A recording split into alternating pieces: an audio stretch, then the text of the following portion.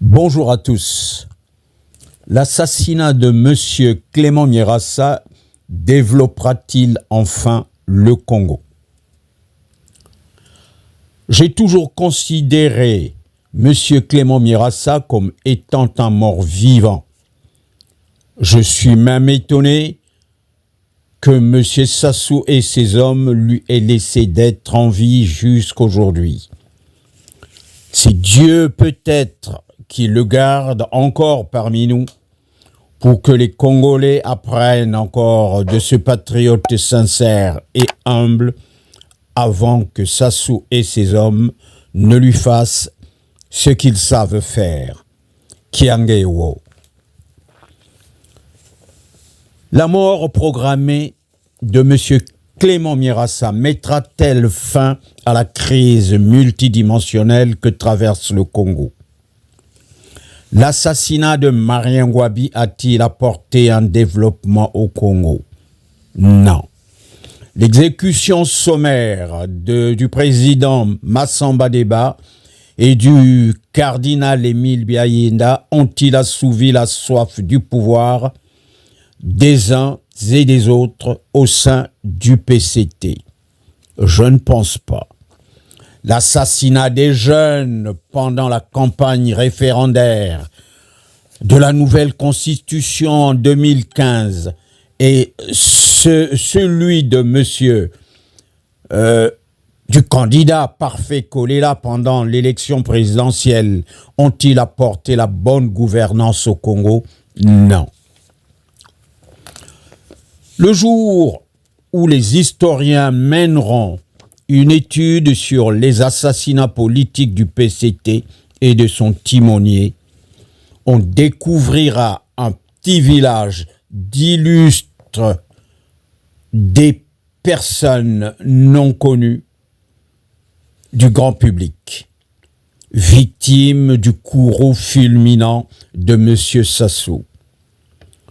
Ce sont les faibles qui pensent qu'éliminer physiquement un adversaire fait disparaître le problème. En réalité, M. Clément Mierassa est victime de sa brillance intellectuellement parlant.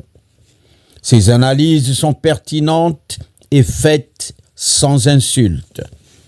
Par ailleurs, M.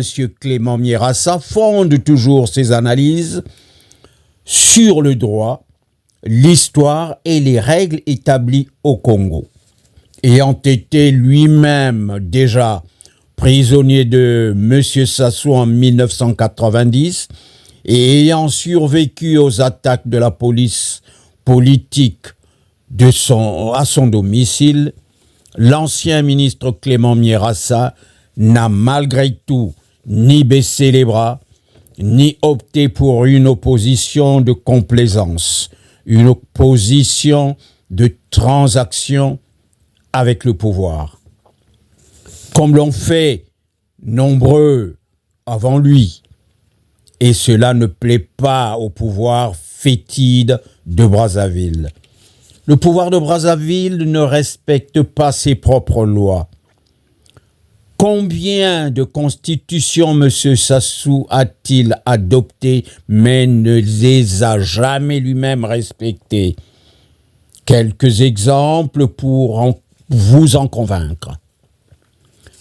M. Sassou n'est-il pas le président de son parti, le PCT, alors que sa propre et dernière constitution interdit au président de la République d'être à la fois chef d'un parti politique? Où est la logique ici?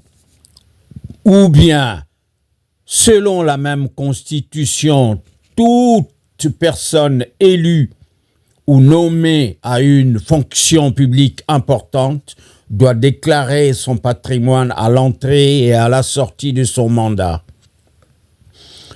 Sassou, ses ministres, ces hauts fonctionnaires ont-ils respecté cela? Non. Et pourquoi? Parce que ils sont au-dessus de la loi. Citoyens plus. La vérité est simple. Monsieur Clément Mierassa gêne. Il dérange les cancres du PCT et sont timoniés par ses analyses pertinentes.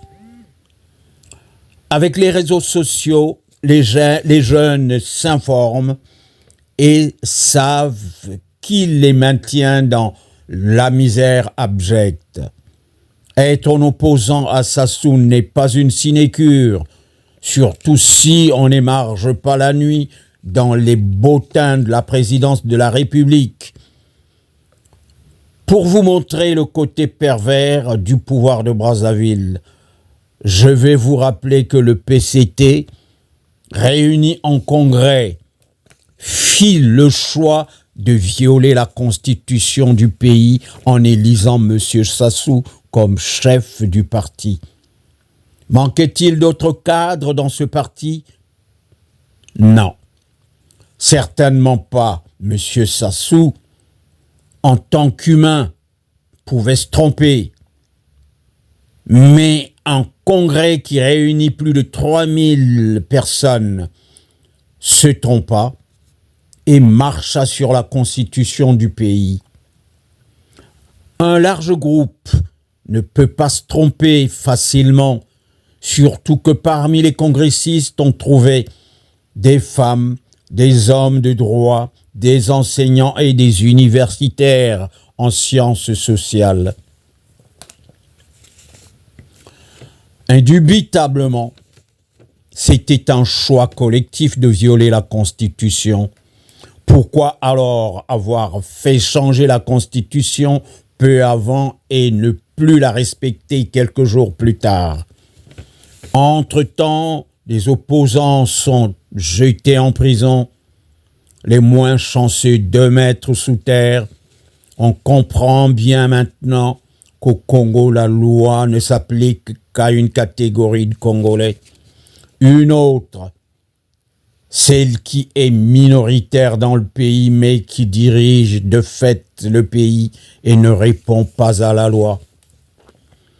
Même faire semblant, ils ne savent pas le faire, ou ne veulent surtout pas le faire.